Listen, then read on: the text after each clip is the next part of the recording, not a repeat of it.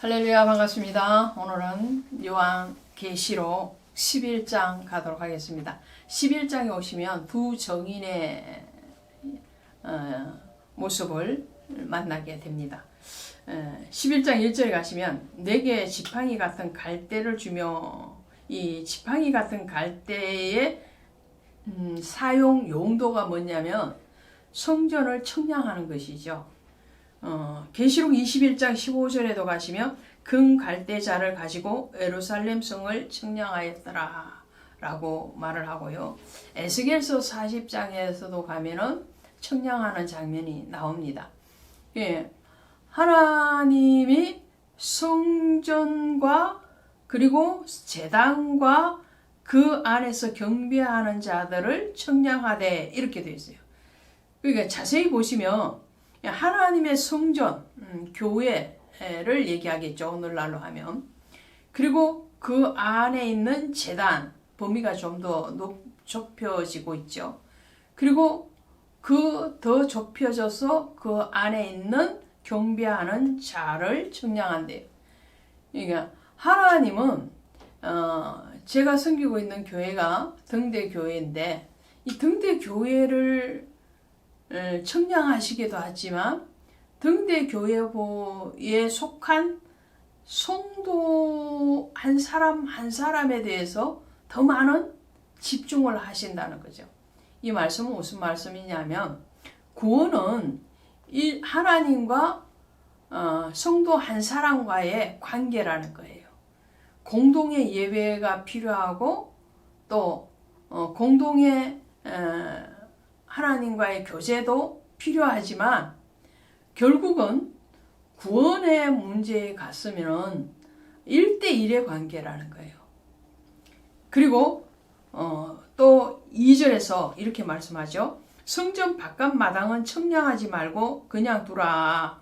이 성전 바깥 마당은 청량하지 말라고 그래요. 입맞은 자들에 대해서 우리가 계시록 7장에서 봤죠. 그리고 8장에서도 나왔죠. 입맞은 자들과 입맞지 않는 자들을 구분했잖아요. 고센 땅을 구별했잖아요. 그런 것처럼 하나님의 관심 밖에 있는 자와 관심 안에 있는 자를 구별하는 거예요. 징계가 없으면 사생자라고 그랬거든요. 교회도 성도도 마찬가지입니다.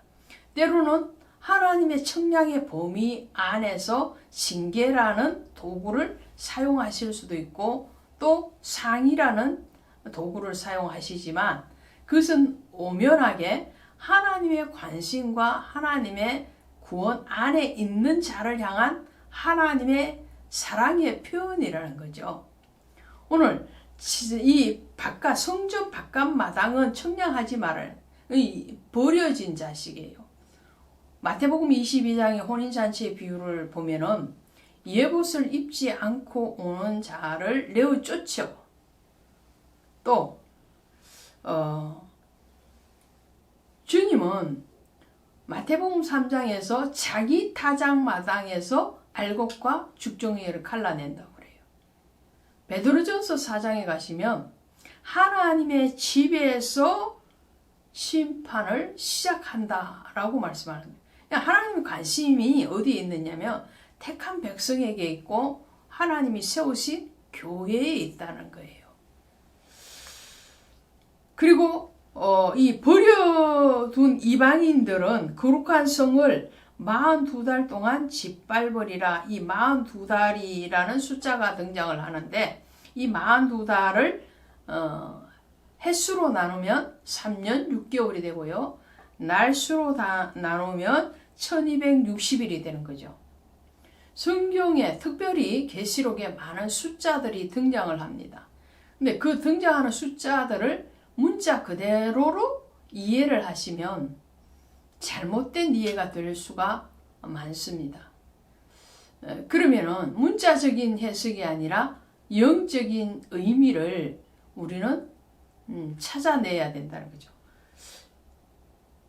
계시록 12장 6절에도 1260일 동안 그를 양육하여 라고 나오고요. 13장 5절에도 가면 42달 동안 일할 권세를 받았더라. 이렇게 나왔어요.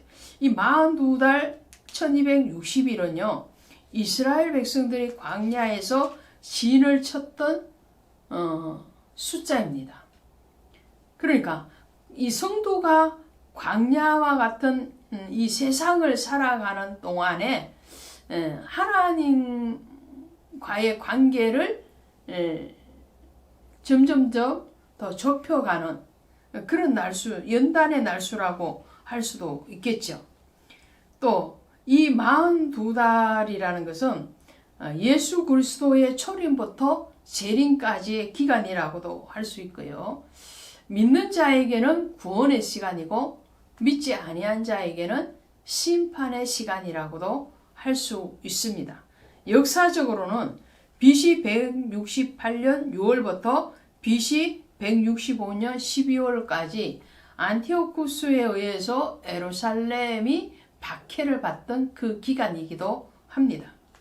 자, 그 다음에 4절에 보시니까 그들은 이 땅의 주 앞에 서 있는 두 감람나무와 두 촛대다 그랬어요. 두 감람나무와 두 촛대가 뭐냐라고 했을 때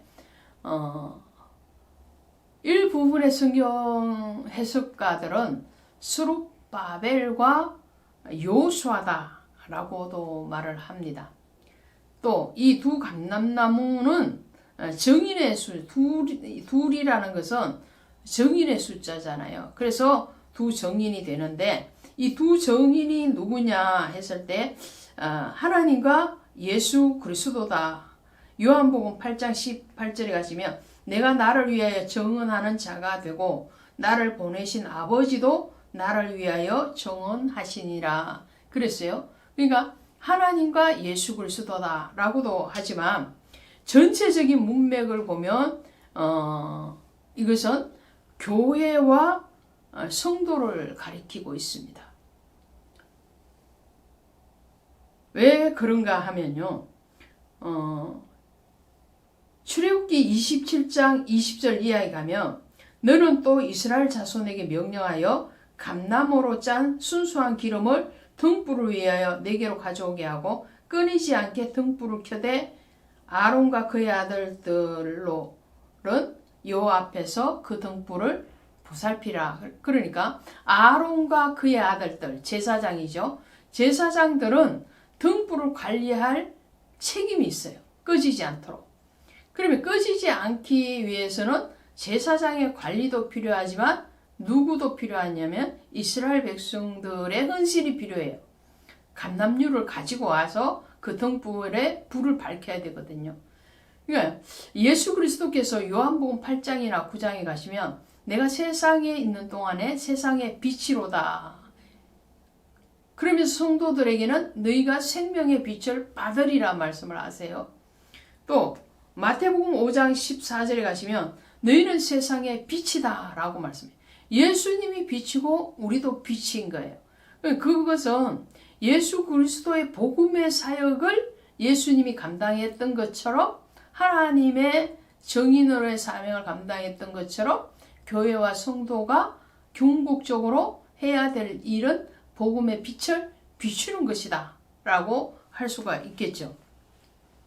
자, 이렇게 두 정인들이 사역을 합니다. 사역을 할 때 이렇게 되어 있죠. 8절에 보시니까 그 성은 영적으로 하면 소돔이라고도 하고 애굽이라고도 하니 그들을 십자가에 주께서 십자가에 못 박히신 곳이라. 예수님께서 복음의 사역을 감당하시고 그리고 애국과 같은 이 세상에서 십자가에 못 박혀서 죽으신 것과 같이 7절에 보니까 그들이 그 정언을 마칠 때에 그들이 죽임을 당해요. 복음의 두 정인이 자신의 사명을 다 감당하고 난 뒤에 죽임을 당하는 거죠. 예수님이 죽임을 당하신 것처럼.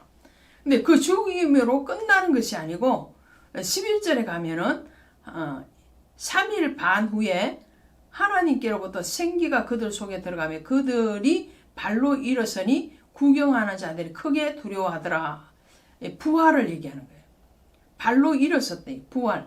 예수께서 3일 만에 부활하신 것처럼 성도와 교회도 세상으로부터 복음을 전하고 고난을 받고 죽임을 당하고 핍박을 당하겠지만 주님이 때가 되면 그들을 다시 부활시키겠다라고 약속을 하신 거죠. 또 한 단계 더 가면 12절에 이리로 올라오라 함을 그들이 듣고 구름을 타고 하늘에 올라가니 이렇게 말을 해요. 그러니까 구름을 타고 하늘에 올라간다는 것은 예수님이 부활하시고 승천하신 것을 말을 하죠.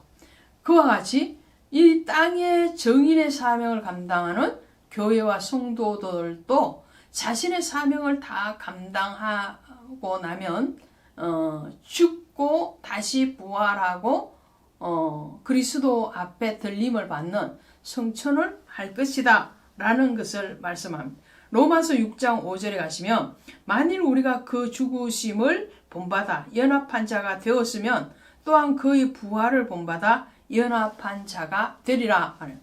예수 그리스도와 죽을 뿐만 아니라 예수 그리스도와 함께 부활하고 예수 그리스도와 함께 하늘 보좌 우편에 앉게 되는 거죠. 그것이 바로 성도의 승리라는 겁니다. 그래서 15절부터는 일곱째 천사가 나팔을 불게 되는데 음성이 어떻게 나느냐면 세상 나라가 우리 주와 그의 그리스도의 나라가 되어 그가 세세토록 왕노로 다시르로다. 그러면서 찬양을 하는 거예요. 이전에도 계셨고 지금도 계시고 장차도 계실 그 주님에 대해서 찬양을 하고 그리고 주님의 심판 18절에 보면 심판하시며 그러죠.